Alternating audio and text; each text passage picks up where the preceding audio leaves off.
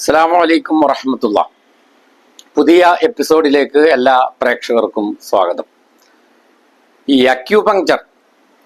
Acupuncture എന്ന് പറയുന്ന ചികിത്സാ രീതി ഏതാണ്ട് പൊന്നാനിയിൽ പോയി മാർക്കം ചെയ്ത് തൊപ്പിയിട്ട പോലെയാണ് ഇപ്പോൾ ഏതാനും ദിവസങ്ങളായിട്ട് അനുഭവപ്പെടുന്നത്. വക്കീല് ശ്രദ്ധിച്ചിരുന്നോ? ആ അപ്പൊ ഈ അക്കു എന്ന് പേരുള്ള പല ആളുകളുണ്ട് നമ്മുടെ മുസ്ലിം സമുദായത്തിൽ. അപ്പൊ അങ്ങനെ ഏതോ ഒരു അക്കു സാഹിബ്, ഏതോ ഒരു അക്കുകാക്ക കണ്ടുപിടിച്ചതാണ് ഈ അക്യൂപങ്ചർ. അങ്ങനെയാണ് ഈ അക്യൂപങ്ചറിന്റെ ആളുകളായിട്ട് ഈ മുസ്ലിം ചികിത്സകർ കൂടുതൽ രംഗത്ത് വന്നത് എന്നൊക്കെ തോന്നിയിരുന്നു. പക്ഷെ പരിശോധിച്ചു നോക്കുമ്പോൾ ഇതൊരു ചൈനീസ് പാരമ്പര്യ ചികിത്സയാണ്. ഇതിന് വളരെ വർഷങ്ങൾ പഴക്കമുണ്ട്. ഇപ്പൊ ഞാൻ തന്നെ ഒരു 40 കൊല്ലം മുമ്പ് എൻ്റെ നാട്ടിൽ ഈ അക്യൂപങ്ചർ ചികിത്സ എന്നൊരു ബോർഡ് കണ്ടിരുന്നു. അങ്ങനെയാണ് ആദ്യമായിട്ട് അക്യൂപങ്ചർ എന്നുള്ള ആ ഒരു പ്രയോഗം എൻ്റെ ശ്രദ്ധയിലേക്ക് വരുന്നത്. ഏതായാലും ഈ അക്യൂപങ്ചർ ഇപ്പോൾ എന്താണ് ഇവിടെ ചെയ്തുകൊണ്ടിരിക്കുന്നത്? അക്യൂപങ്ചർ ഉണ്ടാക്കിയ കുഴപ്പം എന്താ വക്കീലേ? ഇതിപ്പോ മുസ്ലിങ്ങളായിട്ടുള്ള ആളുകളാണ് പ്രധാനമായും അക്യൂപങ്ചർ എന്ന പേരിൽ ആധുനിക കാലത്ത് അല്ലെങ്കിൽ ഈ സമകാലിക കാലഘട്ടത്തിൽ ഏറ്റവും കൂടുതൽ അങ്ങനെയുണ്ടോ രംഗത്ത് വന്നില്ല. അതെ, തീർച്ചയായിട്ടും അതെ. കാരണം കേരളത്തിലെ ഇതിന്റെ പ്രചാരകരും ചികിത്സകരും കൂടുതൽ മുസ്ലിം സമുദായത്തിൽ നിന്ന് ആണ് എന്നാണ് ഞാൻ മനസ്സിലാക്കിയത്. അതിന്റെ കൃത്യമായ ഡാറ്റ ലഭ്യമാണോ അതിന്റെ നേതാക്കളെല്ലാം, അതിന്റെ സംഘടനകളുടെ നേതാക്കൾ, അത് പ്രചരിപ്പിക്കുന്നവർ എല്ലാം കൂടുതൽ മുസ്ലിം സമുദായത്തിൽ നിന്നുള്ളതാണ്. അല്ല, ഹിജാമയെ പറ്റിയൊക്കെ, ഹിജാമ എന്ന് പറയുന്നത് അത് കേരളത്തിൽ ഈ ചൈനീസ് ചികിത്സാ രീതിയായിട്ടുള്ള അക്യൂപങ്ചർ, നമ്മുടെ ഹിജാമ, അതേപോലെ മറ്റ് ചികിത്സകൾ, ഖുറാൻ ചികിത്സ എന്നൊക്കെ പറയുന്നത് ഇതൊക്കെ ഒറ്റ പാക്കേജ് ആയിട്ട് നടപ്പാക്കുന്ന ഒരുപാട്. അപ്പൊ അങ്ങനെയാണെങ്കിലേ നമ്മുടെ ഈ സംഘി ചേട്ടന്മാര് പറയുന്ന ഒരു ആരോപണം ശരിയായിട്ട് വരൂലോ. അതായത് ഈ ചൈനക്കാര് കമ്മ്യൂണിസ്റ്റുകാരും ജിഹാദികളും കൈകോർത്താണ് നീങ്ങുന്നത്.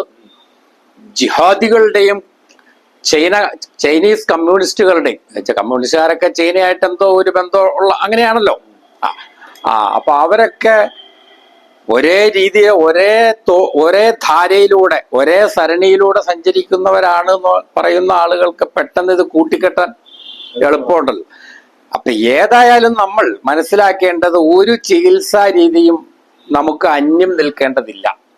ഇതെല്ലാം മാനവരാശിയുടെ നന്മയ്ക്ക് വേണ്ടി ദൈവം നൽകിയതാണ് എന്ന് പറയുമ്പോൾ യുഗാന്തരങ്ങളിലൂടെ ഗവേഷണ സ്വഭാവമുള്ള പല ആളുകളും പല പരീക്ഷണങ്ങൾ നടത്തുകയും സംഭാവനകൾ അർപ്പിക്കുകയും അങ്ങനെ വികസിക്കുകയും ചെയ്ത് തലമുറകൾ കൈമാറി നമുക്ക് കിട്ടിയിട്ടുള്ളതാണ്. പക്ഷെ ഇതിനകത്തൊരു കുഴപ്പം കിടക്കുന്നത്, അക്യൂപങ്ചർ ചികിത്സകർ എന്ന് പറയുന്ന ചികിത്സകര് ഈ പുതിയ കാലഘട്ടത്തിൽ അവരുടെ ഒരു ട്രെൻഡാണ്. അതായത് ആധുനിക വൈദ്യശാസ്ത്രത്തെ അല്ലെങ്കിൽ മോഡേൺ മെഡിസിനെ പൂർണ്ണമായും തള്ളിക്കളഞ്ഞുകൊണ്ട് അവരുടെ ചികിത്സ മാത്രമാണ് ശരി. അതാണ് ഇതിന് വീട്ടിൽ പ്രസവിച്ച സ്ത്രീകൾക്ക് വേണ്ടി പ്രത്യേകമായിട്ട് ഒരു പരിപാടി സംഘടിപ്പിക്കും. അവിടെയാണ് അതിന്റെ പ്രശ്നം. അതിനെ തടയുകയും അത് മോഡേൺ മെഡിസിനെ സമീപിക്കുന്നവരെ തടയുകയും ചെയ്യുന്ന ഒരു വലിയ അവിടെയാണ് അത് അപലപനീയമാണ് ആവണത്. അവിടെയാണ് അതിന്റെ അപകടം കിടക്കുന്നത്. അതായത് നമ്മുടെ ഈ മുസ്ലിങ്ങൾക്ക് ഉള്ള ഒരു വലിയ ഒരു ഗുണം അത് തന്നെയാണ് ദോഷവും. എന്തോ വെച്ചാല് ഏതെങ്കിലും ഒരു വീക്ഷണം അല്ലെങ്കിൽ ഏതെങ്കിലും ഒരു കൗല്, ഏതെങ്കിലും ഒരു അഭിപ്രായം, ഏതെങ്കിലും ഒരു ത്വരീഖത്ത്, ഏതെങ്കിലും ഒരു പാത, അതിന്റെ പുറകെ കൂടിയാൽ പിന്നെ വമാ വറാഅ ദാലിക കുല്ലുഹു ബാത്തിലുൻ, അതിനപ്പുറത്തേക്കുള്ളതെല്ലാം തെറ്റാണ്, ഒക്കെ നിരാകരിക്കപ്പെടേണ്ടതാണ്, തള്ളപ്പെടേണ്ടതാണ്, അസ്വീകാര്യമാണ് എന്നുള്ള ഒരു ആത്യന്തിക സമീപനത്തിലേക്ക് പോകും. അത് അപകടമാണ്. നമ്മൾ ഒരു സരണിയിലൂടെ നമ്മൾ പോകുമ്പോൾ തന്നെ, അതായത് ഇമാം ഷാഫി റഹ്മത്തുള്ളാഹി അലൈഹി പറഞ്ഞത് നമ്മൾ മുമ്പൊരിക്കൽ ഇവിടെ അനുസ്മരിച്ചിരുന്നു. അതായത് ഞാൻ പറയുന്ന ശരികൾ തെറ്റാകാൻ സാധ്യതയുള്ള ശരികളാണ്. ഞാൻ പറഞ്ഞിട്ടുള്ള തെറ്റുകൾ ശരികളാകാൻ സാധ്യതയുള്ള ഞാൻ പറഞ്ഞിട്ടുള്ള ശരികൾ തെറ്റാവാൻ സാധ്യതയുള്ള ശരികളാണ്. എൻ്റെ പ്രതിയോഗികൾ പറഞ്ഞിട്ടുള്ള തെറ്റുകൾ ശരികളാകാൻ സാധ്യതയുള്ള തെറ്റുകളാണ് എന്ന് പറഞ്ഞതുപോലെയുള്ള ഒരു ജനാധിപത്യപരമായ പ്രതിപക്ഷ ബഹുമാനത്തോടെയുള്ള മറ്റുള്ളതിനെയും കൂടി ഉൾക്കൊള്ളാൻ സന്നദ്ധതയുള്ള ഒരു സമീപനം നമുക്ക് മറ്റ് പല രംഗങ്ങളിലും വന്ന പോലെ ഈ രംഗത്തും വേണം. അതായത് മനുഷ്യരെ സംബന്ധിച്ചിടത്തോളം അവർക്ക് അലോപ്പതി വേണം, ആയുർവേദം വേണം, ഹോമിയോ വേണം, അക്യൂപങ്ചർ വേണം, പ്രകൃതി ചികിത്സ വേണം. അതല്ലാതെ ഏതെങ്കിലും ഒന്നിന്റെ കൂടെ കൂടിയിട്ട് അതിനെ മാത്രം അന്ധമായിട്ട് അങ്ങോട്ട് അതിലങ്ങ് ലയിച്ചു ചേർന്ന് അതിന്റെ പ്രചാരകരായിട്ട് മാറി, അതിന്റെ പ്രയോക്താക്കളായിട്ട് മാറി, ബാക്കിയുള്ളതെല്ലാം പാടില്ലാത്തതാണ്, ബഹിഷ്കരിക്കപ്പെടേണ്ടതാണ് എന്നുള്ള സമീപനം അത് ഒരു തരത്തിലുള്ള മൗലികവാദമാണ്. അതേപോലെ തന്നെ യുക്തിവാദികളുടെ ഇടയിൽ നിന്നുള്ള ഒരു പുതിയ പ്രവണതയാണ്.